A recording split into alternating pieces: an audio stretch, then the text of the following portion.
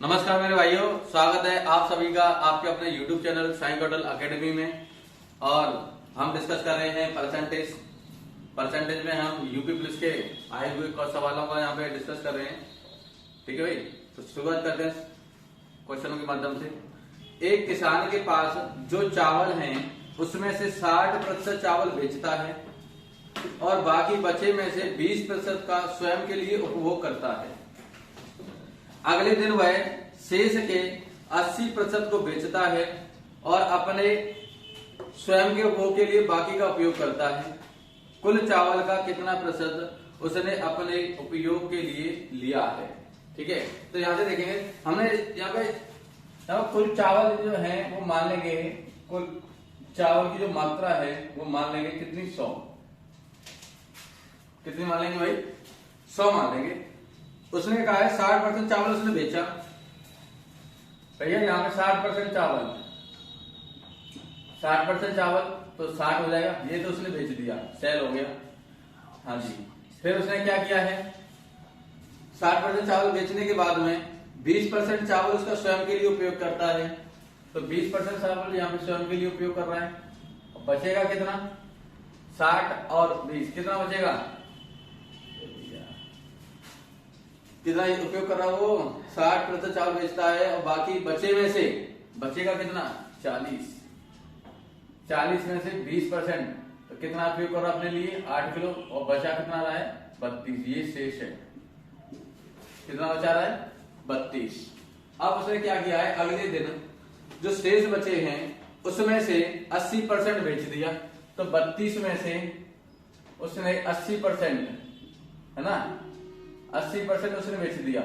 तो 8 दूनी 16 है, 8 की 24 और 1 25, तो 25.6 यहाँ पे बेच दिया, 25.6।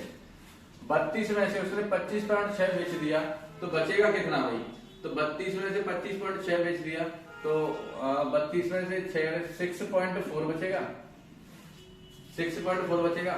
अब उसने सोचा है अपने लिए, ये खुद के लिए उपयोग कर रहा है, यहाँ पे क्या कर रहा है, ये अपने लिए उपयोग है उसके लिए। पहले 8 किलो उपयोग कर रहा था, अब 6.4, कितना हो जाएगा टोटल, 14.4। हमने देखा कि अपने लिए कितना प्रतिशत में वैल्यू लेंगे, जो 100 पे जो भी मात्रा कम या बढ़ती होती है वो डायरेक्ट परसेंटेज में होती है। तो यहाँ पे 14.4% अपने लिए उपयोग कर रहा है, यही आपका आंसर हो जाएगा भाई। ठीक है, क्वेश्चन दिया और सवाल को घुमा फिरा दिया है, बेहद आसान सवाल है और कुछ नहीं है। देखेंगे हम अगला सवाल। एक छात्र ने एक परीक्षा में भाग लिया जिसमें, देखो ये सवाल थोड़ा मिसप्रिंट है, इसको छोड़ दे, दूसरा देखिए। 2016 में तब्बू की मासिक आय 18,000 रुपए है। 2017 में तब्बू की मासिक आय में पिछले वर्ष की तुलना में 15% की वृद्धि हो जाती है और वह इसके 30% को अपना ऋण चुकाने के लिए खर्च करता है। 2017 में अपने ऋण को चुकाने के लिए वह कितना खर्च करता है। तो कहने मतलब यह है कि तब्बू एक उसके जो मासिक आय 18,000 रुपए महीना है भाई, तो उसकी वार्षिक आय कितनी हो जाएगी, 18,000 में 12 से गुणा कर देंगे तो उसकी वार्षिक आय निकल के आ जाएगी। ठीक है, तो उसकी वार्षिक आय निकल के आ जाएगी ना। अब जरा ध्यान से समझना, तो ऋण को चुकाने के लिए वो क्या कर रहा है, 30% उसका ऋण है, 30% उसका ऋण है। तो ऋण की राशि कितनी हो जाएगी, ऋण की राशि समझना, 2016 में उसको मिलने वाली 18,000 मिलने प्रति महीना, प्रति माह। तो एक साल में कितना मिल जाएगा, इंटू 12 कर देंगे।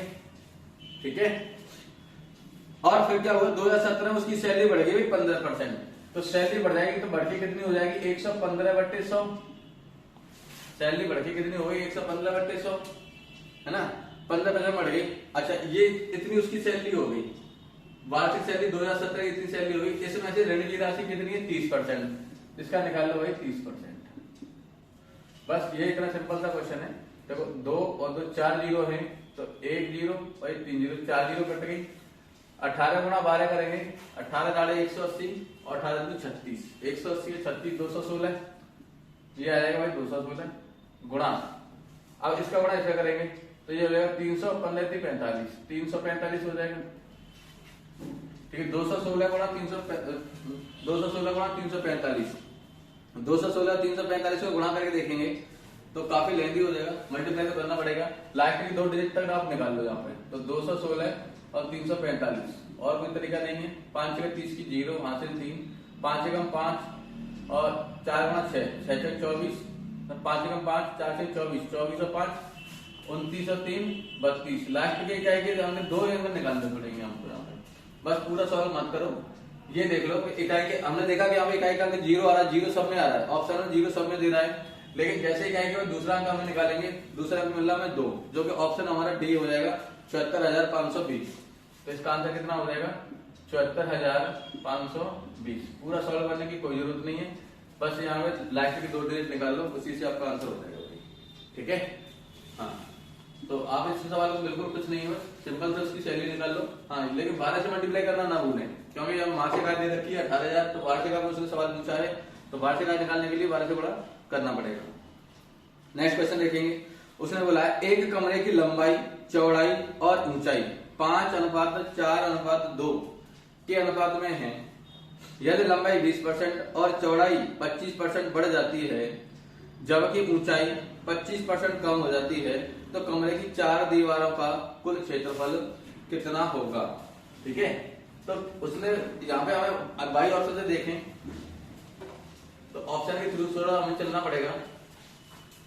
उसने एक क्वेश्चन दिया है कि शुरुआत में कमरे की जो लंबाई चौड़ाई ऊंचाई है 5, लंबाई चौड़ाई और ऊंचाई 5:4:2 है। ठीक है भाई, 5:4:2 है। उसने बोला यदि लंबाई 20%, लंबाई 20%, पहले यहाँ निकाल लेते हैं, क्या निकाल लेते हैं, कमरे की 4 दीवारों का क्षेत्रफल, कमरे की 4, चलो ना कोई बात नहीं, बुझा निकाल लेता है। यदि लंबाई 20% बढ़ा दें, लंबाई 20% बढ़ा दें, तो 5 पे 20% 1 बढ़ जाएगा, तब बढ़ के कितनी हो जाएगी 6। ठीक है, हाँ जी।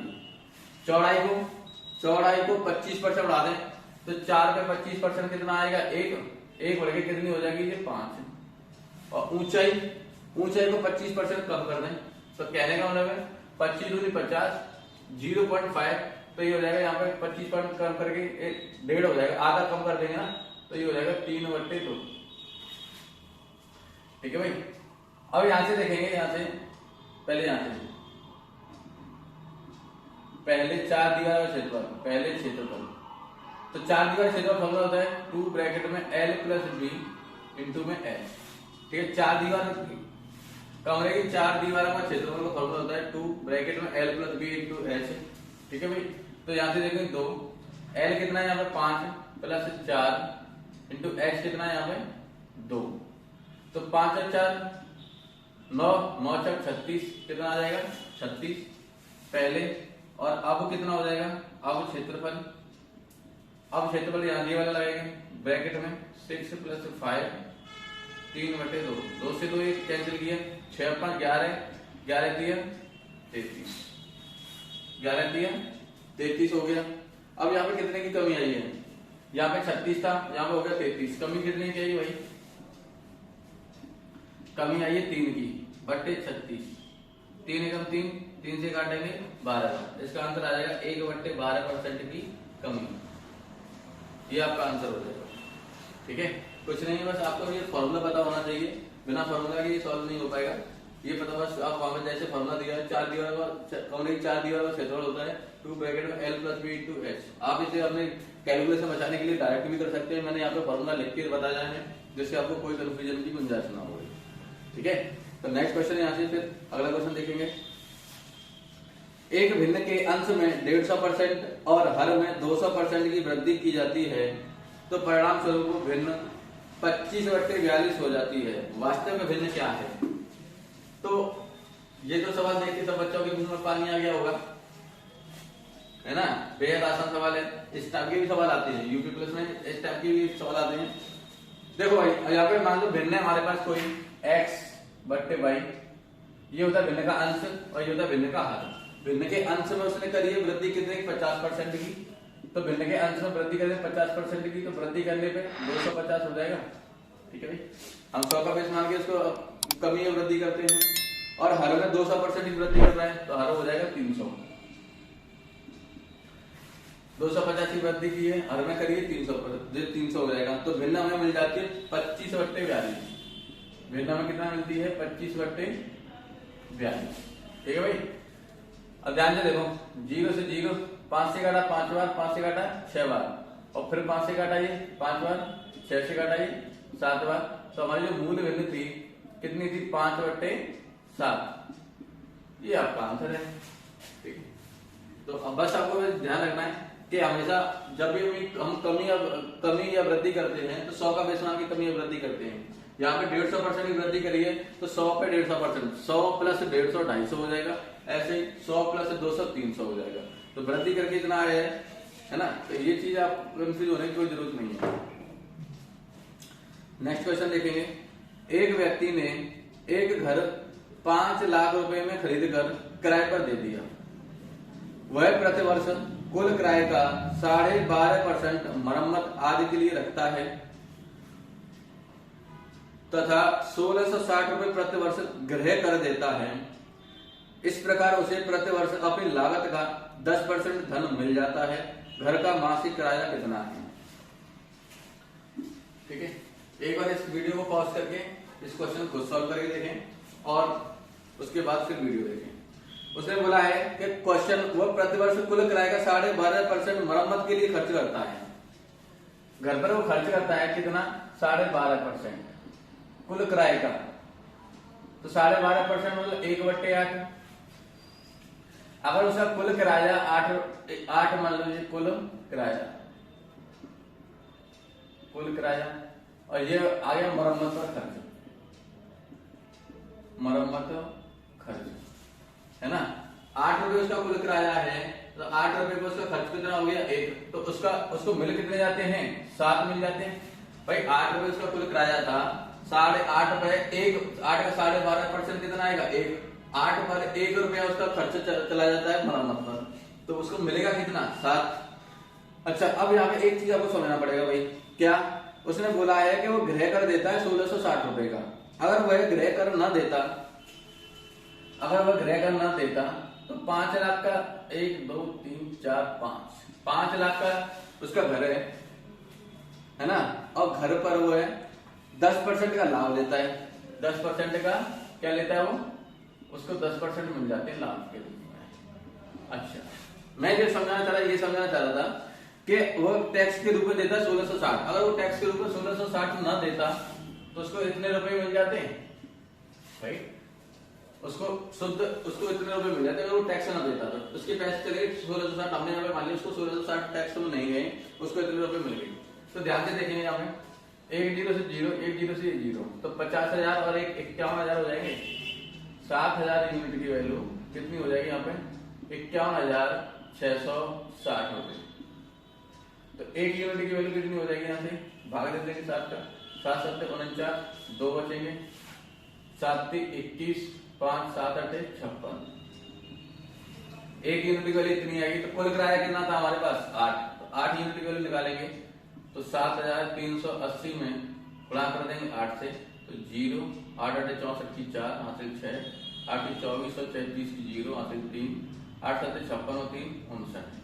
तो 59,040 रुपए आपका उसका किराया निकल के आ जाएगा। ठीक है, उसका किराया कितना निकल के आ जाएगा 59,000।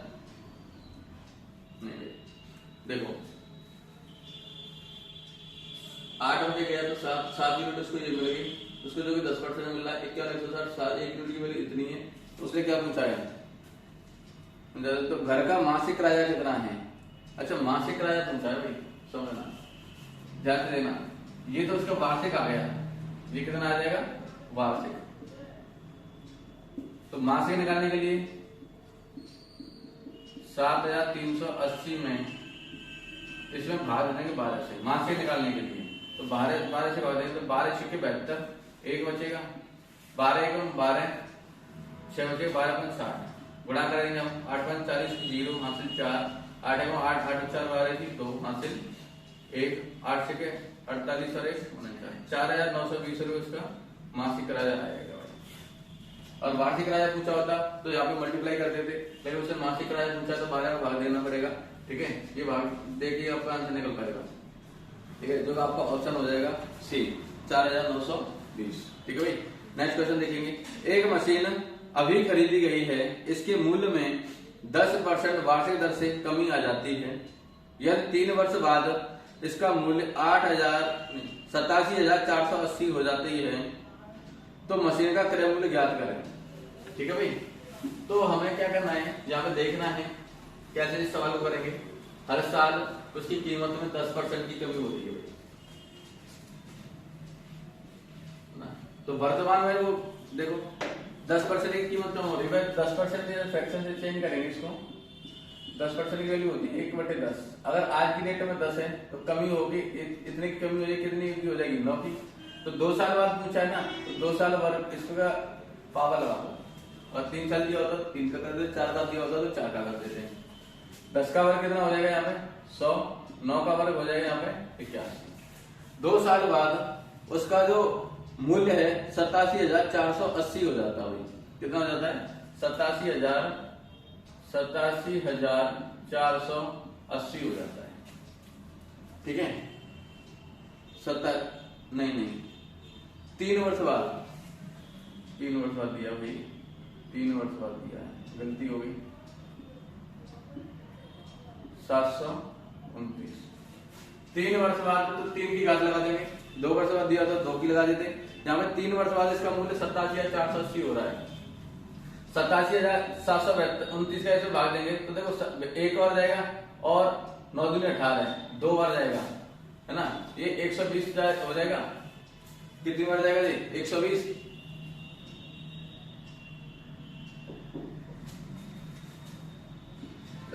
पहले के मूल्य कितना हो जाएगा, तो 1 2 3 1000 में 120 से गुणा कर देंगे तो आंसर आ जाएगा 1,20,000। ठीक है।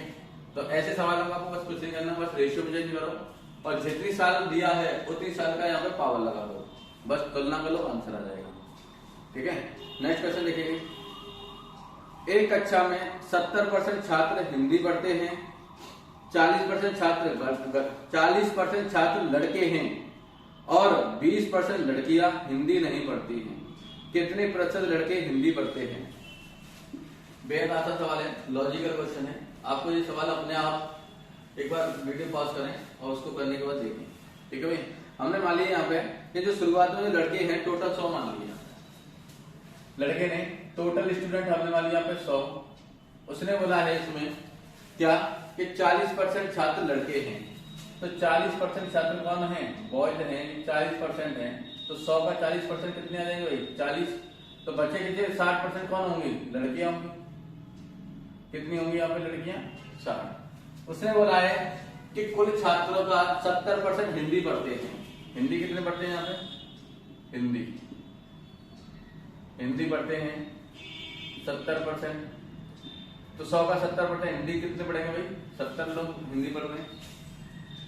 अब उसने कहा है, क्या कहा है क्वेश्चन में कि 20% लड़के हिंदी नहीं पढ़ती। जब 20% लड़के हिंदी नहीं पढ़ते तो लड़कियां 100 में से 20 घटाएंगे, 80% लड़कियां हिंदी पढ़ती होंगी।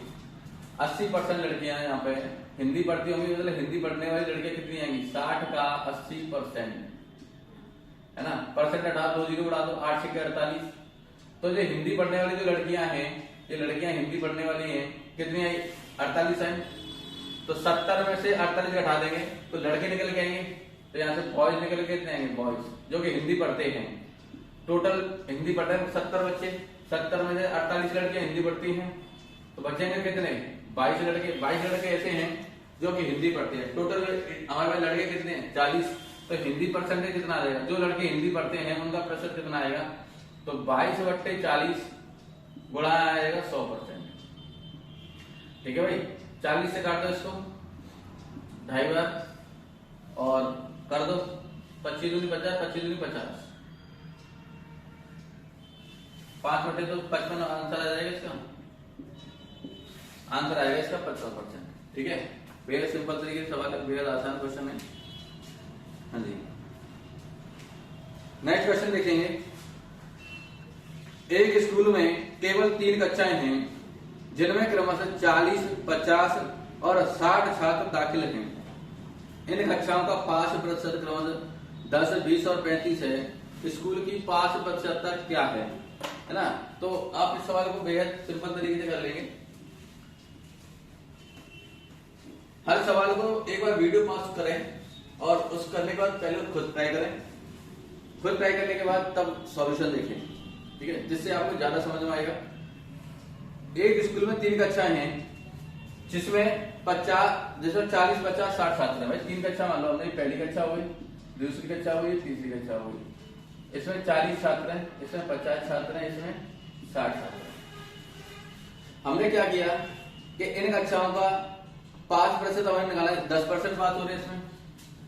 इसमें कितने पास हो रहे हैं? 10%। इसका रेशियो ले लो, चलो हटाओ, रेशियो लो या मत लो, वरना रेशियो से और ज्यादा आसान हो जाएगा। 10%, 20% और 35%, ये बच्चे पास हो रहे हैं, ठीक है। तो टोटल वैल्यू हमें 5% निकालना है। तो 40 में से 10% हो रहा है, कितने पास हो रहे हैं यहाँ पे? बोलो भाई, 4 बच्चे पास हो जाएंगे। अरे 40 का 10% निकालेंगे तो कितना आ जाएगा? 4 प्लस 50 का 20% निकालेंगे, कितना आ जाएगा? 10 प्लस 60 का 35%, 60 का 35% निकाल लो भैया। 60 का 35%, 0 से 0, 5 से काटा 7 बार, 5 से काटा 2 बार, 2 से काटेंगे 3, 7 दिया 21 बच्चे यहाँ पास हो गए। तो उसने पूछा ओवरऑल पूरे स्कूल का कितना प्रतिशत पास है ना। तो ओवरऑल का पूरा प्रतिशत तो 10, 21 और 31 और 4 टोटल हो जाएगा 35 बट्टे। यहाँ पे स्टूडेंट देखो, टोटल स्टूडेंट कितने हैं? तो 50 और 40, 90 और 60, 150। भाई 150 में से 35 बच्चे पास हो रहे हैं पूरे स्कूल में से। 5% पूरे स्कूल का निकाले, पूरी स्कूल क्लास का निकालेंगे, इंटू कर देंगे 100%। 50 से काट देंगे 3 बार, 50 से काट देंगे 2 बार, 35 दूनी 70, ये आ जाएगा 70 बटे 3 का भाग देंगे इसमें, है ना। तो 23 की 69, एक बचेगा 23.33%। आपका आंसर हो जाएगा, जो कि आपके ऑप्शन में दिया है ये वाला। ये दोनों ही ऑप्शन सही है। हो सकता है अगली बार इस टाइप का सवाल दे दे, ठीक है। अगर आपको बच्चों हमारी ये वीडियो पसंद आ रही है, ठीक है, तो लाइक करें भाई, शेयर करें, सब्सक्राइब करें, कमेंट करें। जो भी कुछ कमी है और कुछ परिवर्तन चाहते हैं तो हमें कमेंट के माध्यम से बता सकते हैं, ठीक है। ये हमारा एक प्रयास है आपके लिए, और जो भी कुछ आपको कुछ सुझाव देना है तो आप कमेंट के माध्यम से दे सकते हैं, ठीक है। बाकी की भाई मिलते हैं हम आपको अगली क्लास में। Okay, thank you.